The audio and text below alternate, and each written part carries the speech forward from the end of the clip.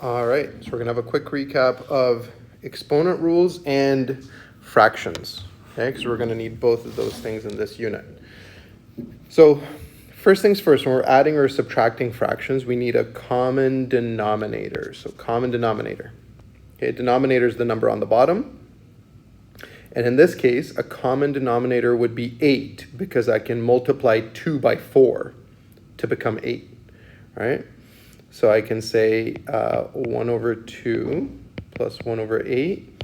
And the 1 over 2, I can do times 4 times 4. Whatever I do on the bottom, I have to do the top as well.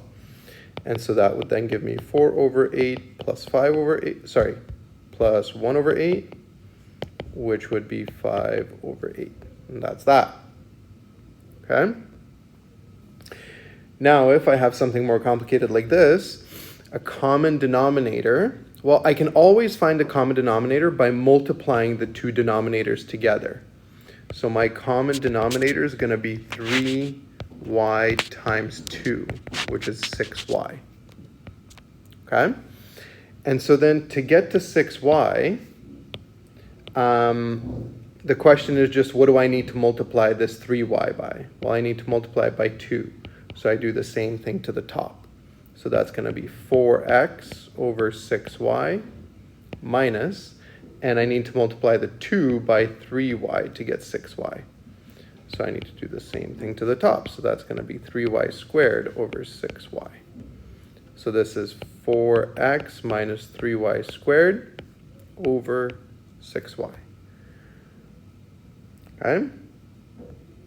What about multiplying and dividing fractions? Well, when multiplying fractions, we just multiply top by the top, bottom by the bottom. So this is going to be 12 over 10, which we can reduce, right? Because if we can multiply both the numerator and denominator by the same number, we should. So I can divide both by 2, I notice. So that's 6 over 5. Okay? For dividing fractions, dividing is just the opposite of multiplying. So we're going to do 2/3, and then instead of dividing, we're going to multiply by the opposite. So multiply by 3 over 4 instead of dividing by 4 over 3. That's called a reciprocal. That's when we flip a fraction. Okay, and now because we have multiplying, we just do top times top, bottom times bottom, and then we reduce. Well, I see that I can divide both of them by 6. So that becomes 1 over 2. Done. Okay? All right, some rules. We can never, ever have a fraction with a denominator of 0.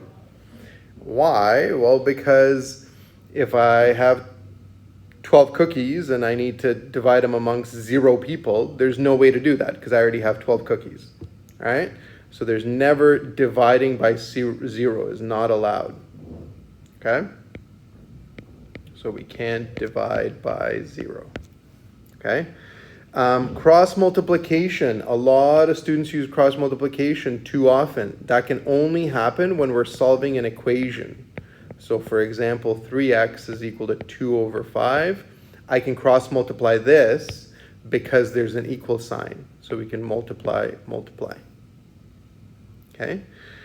We can cancel out numerator and denominator only when multiplying fractions. So that means if I have 2 over 3 times 1 over 4, or actually let's say 1 over 2, I can say 2 divided by 2 is 1, so this is 1/3. What I cannot do is 1/3 plus 3/4, 3/3. This is not 1/4. That's not it. Like you just made that up. Okay, it's not good. All right, we cannot cancel out when adding or subtracting fractions, just like I gave that a bad example. Okay? All right, next. Some rules about algebra. So combining like terms, if we have terms that are like each other, and like each other means exactly the same variable parts, including the exponents. So because the x's are squared, these are like terms. And so that means that there's 5x squared y's. Okay? If we are multiplying the same base, we add the exponents. Okay? So let's see what that means here. So I have negative 2x squared y times 3x cubed y squared. Well, all these things are multiplied together. So I can say negative 2 times 3, that's negative 6. X squared times x cubed, that's x to the, we said we add exponents together, so fifth. And then y times y squared, well, that's y to the 1 times y squared, that's y cubed. Okay, so that's what that simplifies to. Quotient. Let's see what happens when we divide. It's the opposite of adding, opposite of multiplying, so instead we subtract the exponents. Okay, so let's look here. I have 28x to the fifth divided by 42x, right? So first I want to simplify the 28 over 42. I see I can divide both by 7. And so if I divide both by 7, that gives me 4 over 6. And then the x's, x to the fifth x to the fifth divided by x is x to the 5 minus 1. So that'll be x to the 4th. Okay? And I see that I can simplify a little more, right? I can divide both of these by 2. So that now gives me 2x to the 4th over 3. And that's it. Okay? Power of a power. If I'm doing an exponent of an exponent, we multiply those together. Okay, so let's see what happens here. This is going to be negative 2x cubed squared. So that's actually negative 2 squared times x cubed squared. Well, negative 2 times negative 2 is positive 4 times x to the 3 times 2, 6. Okay? Negative exponent rule. A negative exponent just takes a reciprocal. So x to the negative a is 1 over x to the a. So it flips it on a fraction. Okay? Let's see what that means here. It means that I have 4 over 8 simplifies to 1 over 2. And then x squared divided by x to the fifth is x to the 2 minus 5. That's negative 3. Well, this actually means that it is 1 over 2 times 1 over x cubed, which is 1 over 2x cubed. Okay? Zero exponent, anything to the power of 0 is always 1. So 87 to the power of 0, 1. Okay, anything to the power of 0 is 1. All right, let's see how this plays out. And just a couple of more complicated cases. So, first let's take care of the numbers. So 12 over 4 simplifies to 3, or 3 over 1. Okay? K squared over k squared divided by k to the fifth is k to the 2 minus 5. And then m to the 8th divided by m to the 5th is 8 minus 5. So that simplifies to 3, k to the negative 3, m to the 3. Well, there's a problem here. I have this negative exponent, and we don't want that. Okay? So that negative, remember, just takes that k and makes it 1 over k cubed. So if I say 1 over k cubed, that now simplifies this to 3m cubed over k cubed. Okay, that's the simplified version of that. Let's see this next one here. So I'm going to rewrite that numerator. So I have 5c cubed times, d times 4c squared d squared. All of these things are multiplied together, so we're going to rearrange them a little bit in a second. But the denominator, this square, has to apply to the whole bracket. So 2 squared is 4. C squared squared is c to the 4th, because 2 times 2. And then d to the power of 1 squared is like that. Okay? So if I look, 5 times 4, that's 20. And then c cubed times c squared, that's c to the 3 plus 2. And then I have d squared, so that's d to the 1 plus 2 over 4c to the 4th d squared. Okay? Then I can say that this is actually 20 divided by 4, that's 5. And then c to the 3 plus 2, take away 4, because I'm dividing by c to the 4th. And d is to the 1 plus 2, take away 2, because I'm dividing by d squared. And so let's simplify that. That gives me 5. C to the 3 plus 2 is 5, minus 4 is 1. D to the 1 plus 2 minus 2 is also 1. So this is 5CD, and that's it. Okay? Let's see a few more examples.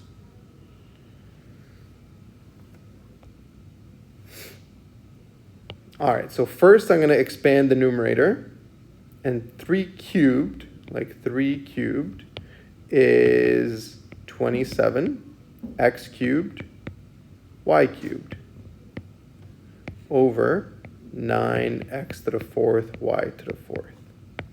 Well, 27 divided by 9 is 3, and then x to the 3 minus 4. So that's x to the negative 1. And same with y to the 3 minus 4 is y to the negative 1. So this is 3, and then this becomes 1 over x and 1 over y. So 3 over xy.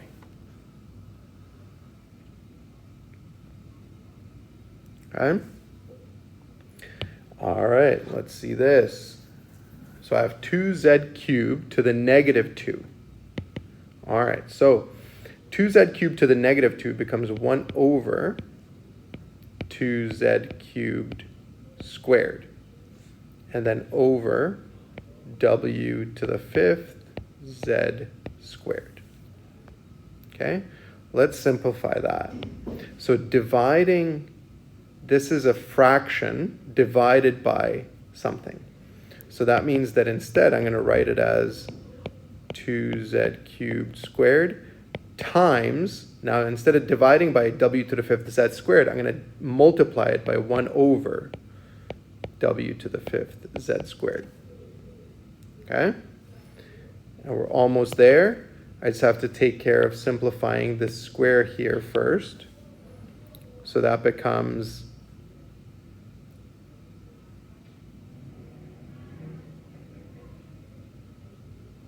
1 over 2 squared is 4, z cubed squared is z to the 6th, times 1 over w to the 5th z squared.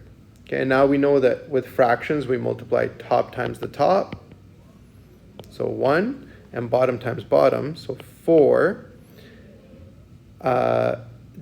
Z is going to be to the 6 plus 2, so that's 8. And w just has a w to the 5th, and that's it. So that's how that one simplifies.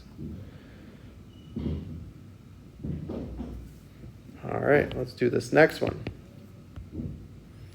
So x to the negative 4 to the power of 5, that means x to the negative 20, and then x cubed over 3x to the negative 1. All right.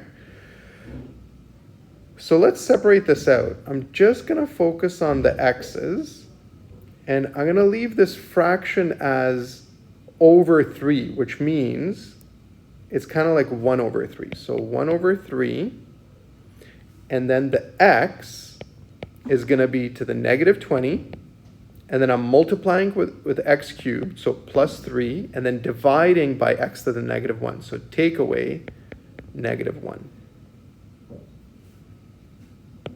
So altogether, that's 1/3